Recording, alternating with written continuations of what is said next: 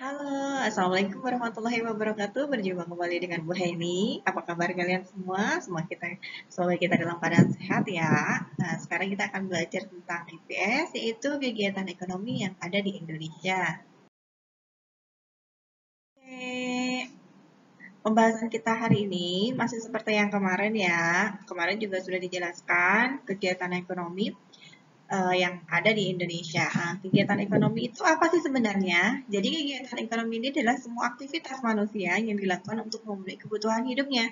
Biasanya ini memanfaatkan sumber daya alam. Jadi karena letak geografis kita, maka sumber daya alam kita itu sangat banyak sekali sehingga dapat dimanfaatkan untuk memenuhi kebutuhan hidup manusia atau masyarakatnya. Nah, karena di Indonesia itu banyak sekali kegiatan yang berupa pertanian, Indonesia terkenal dengan negaranya yaitu negara agraris karena banyak kegiatan yang memanfaatkan sumber daya alam. Nah, di sini kegiatan ekonomi dibagi menjadi dua, yaitu apa saja? Yang pertama tadi ada agraris, yang kedua adalah non agraris.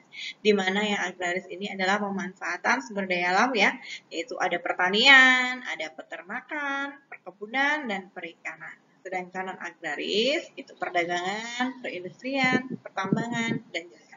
Ini kemarin juga sudah dibahas ya. Jadi Ibu hanya akan mengingatkan kembali, silakan kamu lihat catatan kalian kembali ya.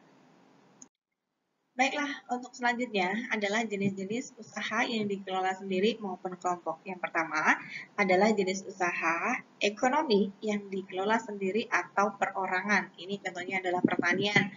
Misalnya, para petani mengelola sawahnya sendiri untuk memenuhi kebutuhan pangannya. Yang kedua adalah perdagangan.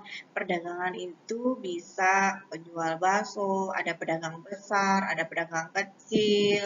Nah, itu juga biasanya dikelola sendiri atau perorangan. Kemudian ada usaha jasa seperti bengkel, kemudian salon, kemudian apa itu barber shop.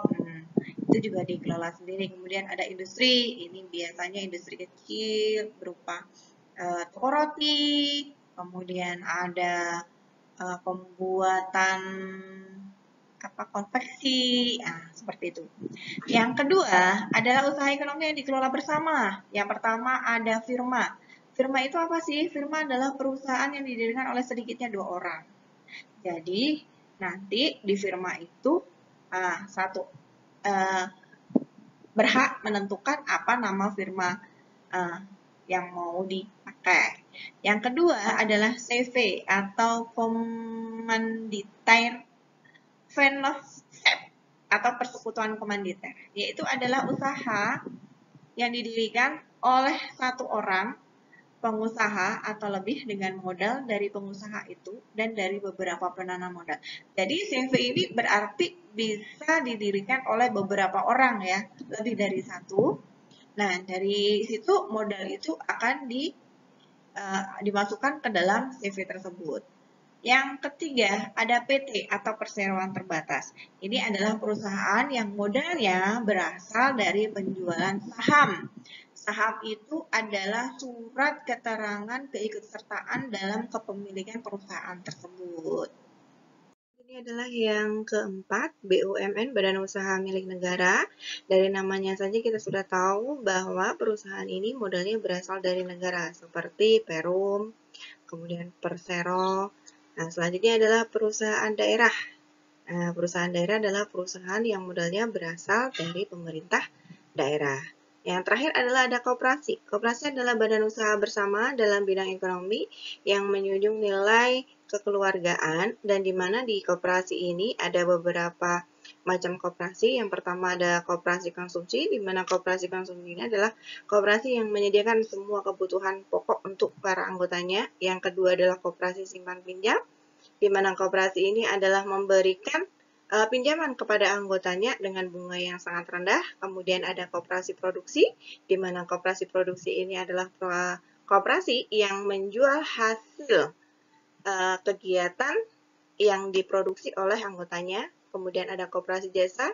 Koperasi jasa adalah berupa layanan seperti pembentukan atau penyewaan taksi, Kemudian yang terakhir adalah koperasi serba usaha, di mana koperasi serba usaha ini bisa koperasi konsumsi, bisa koperasi simpan pinjam, ataupun koperasi produksi.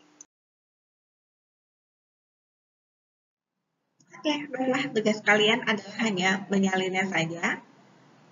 Kalau yang dari awal kan tadi sudah, jadi mulai dari jenis-jenis usaha aja, jenis-jenis usaha yang dikelola perorangan atau kelompok. Dari situ saja ya mencatatnya. Silahkan ditulis dengan bersih dan rapi.